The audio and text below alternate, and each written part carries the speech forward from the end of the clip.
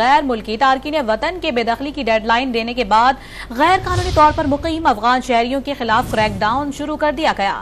اسلام آباد کے مارگلہ ٹاؤن میں افغان کچی بستی مسمار کر دی گئی۔ غیر قانونی طور پر مقیم 503 افراد کو حراست میں لے لیا گیا۔ ملک کی 5 بڑی جیلوں میں FIA امیگریشن کاؤنٹر بنانے کا فیصلہ کیا گیا ہے۔ کراچی کے 7 اضلاع میں حراستی مراکز کے لیے مقامات کا تعین کر لیا گیا۔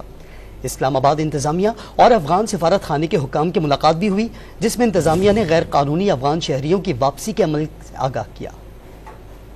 ملک میں غیر قانونی طور پر مقیم غیر ملکیوں کو واپس کیسے بھیجیں؟ وفاقی اور صوبائی حکام نے غیر ملکیوں کی ملک بدری کے گرینڈ آپریشن کی حکمت عملی بنانے کے لیے سر جوڑ لیے۔ حکومتی اداروں نے تارکین وطن کو گرفتار کر کے انہیں حراستی مراکز میں رکھنے، کھلانے پلانے اور ملک بدر کرنے کے لیے جامع لاجسٹک پلان پر غور شروع کر دیا۔ مختلف اداروں اور محکموں کو بھرپور انسانی اور مالی وسائل کے ساتھ الرٹ کر دیا گیا۔ ملک کے مختلف حصوں میں غیر قانونی طور پر مقیم غیر ملکیوں کے خلاف کریک ڈاؤن بھی شروع کر دیا گیا۔ وفاقی پولیس نے 503 افراد کے خلاف کسی قسم کے کاغذات نہ ہونے پر فورن ایکٹ کے تحت مقدمہ درج کر لیا۔ اسلام آباد میں CDA انفورسمنٹ ڈائریکٹوریٹ نے مارگلہ ٹاؤن میں افغان کچی بستی اور موچی موہڑا میں غیر قانونی تعمیرات کے خلاف آپریشن کیا۔ مارگلہ ٹاؤن میں قائم غیر قانونی افغان کچی بستی کو مسمار کر دیا گیا۔ اس کے علاوہ موچی موہڑا میں 3 کمرے اور باؤنڈری وال کو ہیوی مشینری کے ذریعے مسمار کیا گیا۔ DG انفورسمنٹ نے واضح کیا کہ اسلام آباد کے مضافات میں روزانہ کی بنیاد پر آپریشن جاری ہے۔